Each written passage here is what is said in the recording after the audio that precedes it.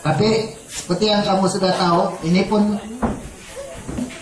kalau kita lihat sekarang 80% dan lebih jawatan-jawatan di Sabah sudah dipegang oleh pegawai-pegawai daripada Malaya. Dapat deh? Nanti saya kasih nampak. Nah, perkara 10 kewarganegaraan, sebenarnya kita mempunyai hak untuk memainkan peranan supaya siapa yang jadi warga negara Sabah dan bukan. Kalau betul kita ada peranan di sini, kenapa kerajaan pusat saja sewenang-wenangnya bagi proyek asing kepada orang asing? Tepat deh? Berarti dia tidak patuh kepada ini perjanjian.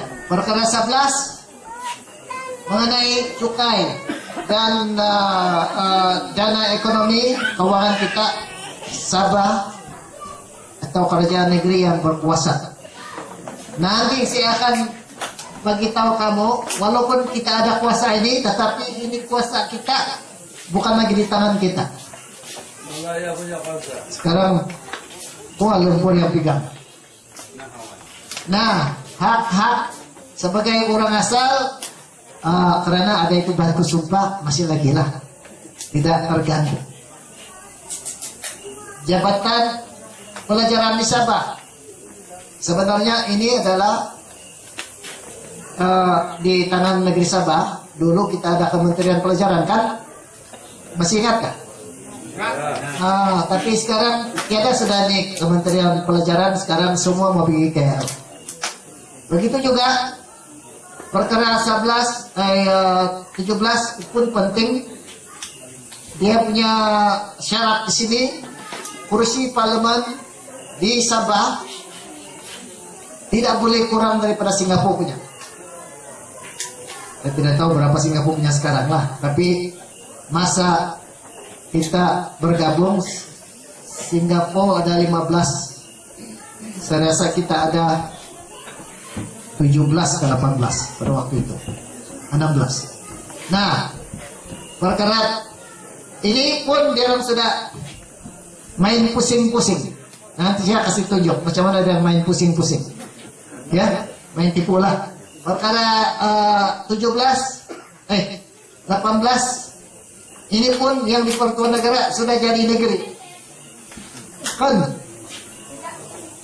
dia kasih turun pangkat kita sama taraf dengan Malaya punya negeri. Ini perkara 20 juga termasuk dalam patuh sumpah dan belum lagi diganggu setakat ini. Nah, tapi ini sudah hilang dari tangan kita melalui, nanti saya kasih terang macam mana kita kehilangan. Oke, ini adalah perkara 20 ya. Kamu sudah tahu. Sebab itu kita bersetuju 3 sebab ya. Kita bersetuju bergabung. 1, kita belum bersedia. 2, atas ketidakselamatan. 3, karena kita diberi jaminan melalui perkara 20. Jadi kita bergabung dan kita telah menjadi negeri yang merdeka, tapi separuh daripada kuasa itu hilang. Jadi persoalan dia, masihkah Sabah merdeka? Masih merdeka ke kita? Coba kita tengok. Kita tengok melalui ini kajian. 1, kalau betul Sabah masih merdeka, kita tentu kita sudah bebas daripada kuasa luar. Adakah kita bebas daripada kuasa luar? Tidak. Siapa itu kuasa luar? Melalui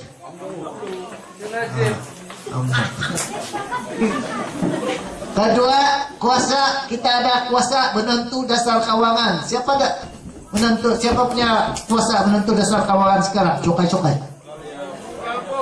Kuala Lumpur, Malaya.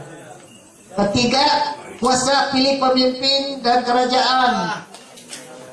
Di mana ini kuasa sekarang?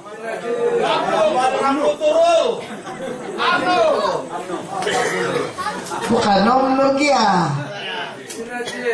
Bukan. Yang ini mengundi siapa? Rakyat. Tapi ada lagi lain. Kita pergi mengundi siapa? Iya, mengundi hantu ataupun PTI. Patai. Bukan PTI, patai. Mamatai. Oke, berarti orang asing pun boleh mengundi, boleh memilih pemimpin, boleh memilih kerajaan karena diberikan IC secara halal. Kuasa pilih ketua menteri, sekarang siapa yang pilih ketua menteri? Najib. Bukan lagi Tigri. Pungut hasil siapa? Najib juga itu, dokter.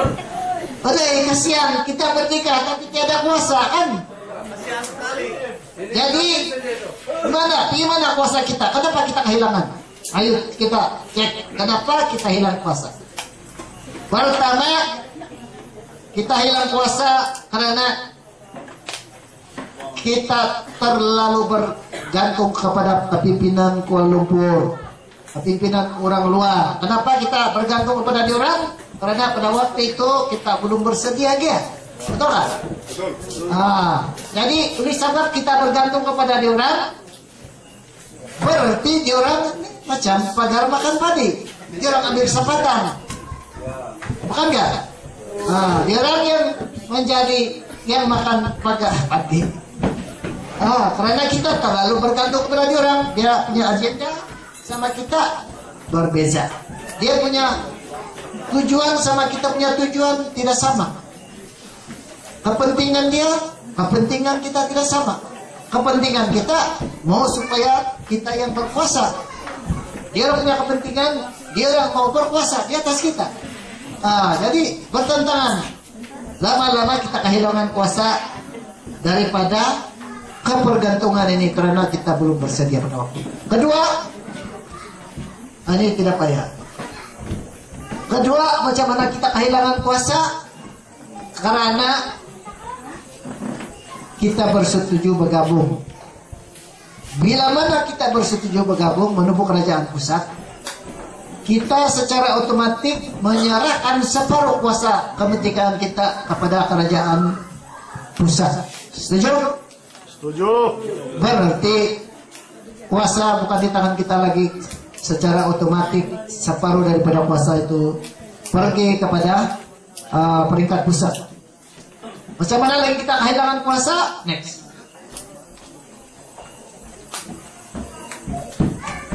Karena manipulasi penipuan daripada balaya. Macam mana dia tipu kita?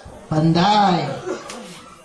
Banyak orang pemimpin kita pun tidak tahu nih kalau dia tidak buat analisa betul-betul. Tengok, satu daripadanya dia tandang Singapura keluar tanpa persetujuan Sabah dan Sarawak. Sedangkan Sabah dan Sarawak adalah rakan kongsi. Tetapi dia secara sendirian tandang Singapura keluar, dan setelah dia tandang Singapura keluar, pandai dia ambil ini kursi Singapura, tambah dia punya kursi sini.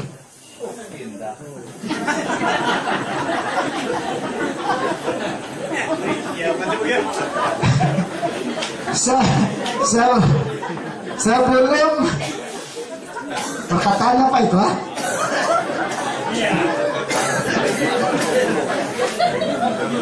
Sebelum Singapura keluar, kursi Malaya tidak genap 2/3. Belum sampai 2/3. Di parlemen kau perlu 2/3 itu kursi, baru kau beli ubah itu perlembagaan. Jadi dia orang pandai. Bila dia sudah tandang Singapura keluar, dia orang ambil 8 daripada 15 kursi ini, tambah, dan Sabah dan Sarawak sudah hilang 8 kursi, karena dia orang kena bagi 3 dan 4 saja. Nah, bila sudah cukup dia punya 2/3, pandai dia ubah. Macam-macam dia ubah. Satu di antara yang dia ubah ialah dia ubah ini perlembagaan Malaysia, yaitu definisi Persekutuan Malaysia pada mulanya ialah Malaya, B Singapura, C negeri-negeri di Borneo, Sabah dan Sarawak. Itulah definisi Malaysia. Berarti rakan kongsi sama rata antara Malaya, Singapura, Sabah dan Sarawak. Selepas Singapura keluar, dia ubah itu perlembagaan, menjadikan Malaysia ini adalah 1 sampai 14 negeri. Tiada sudah itu A, B, C. Oke? Bukan saja itu, saudara-saudara sekalian, daripada ini banyak dia buat. Next. Nah, urus itu senator pun dia pergi tambah Malaya punya 24 Sabah, Sarawak, Saraduan, no? Sian. Kesian. Sudah itu dia ubah lagi. Nah, inilah yang kita bersetuju. Inilah Malaysia, gabungan 4 buah negara. Ini yang negeri-negeri tidak.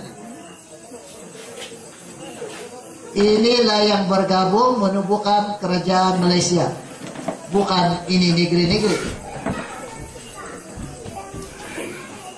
Bayangkan ini, kalau ini rumah panjang. Setiap rumah panjang urus dia punya rumah masing-masing, ada peraturan. Tidak, bukan suka-suka masuk bilik rumah panjang kan? Ada kita punya peraturan sendiri. Nah, nanti kan nak boleh juga masuk, tapi kan ada sogit kan? Nah, apa dia buat? Dia tiadakan ini rumah panjang. Dia kasih masuk kita dalam bilik Malaya. Nah, Sabah dan Sarawak kena turun pangkat. Mana ada lagi Malaya sini? Sama negeri-negeri. Nah, Malaya sudah di atas. Berarti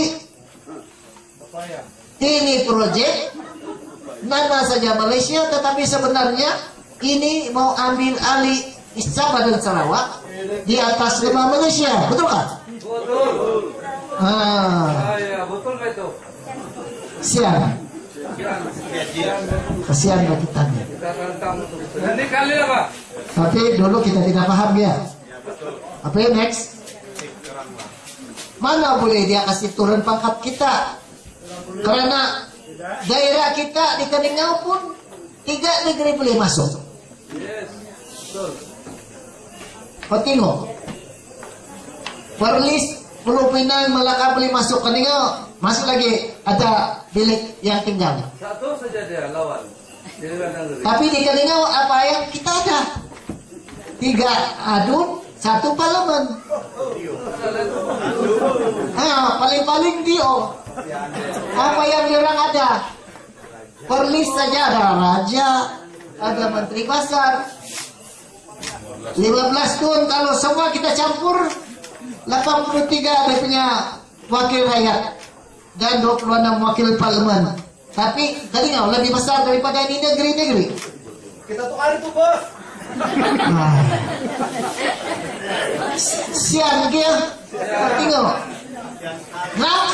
Ngangkat negeri Sabah kena turun pangkat macam setanding dengan Perlis, sedangkan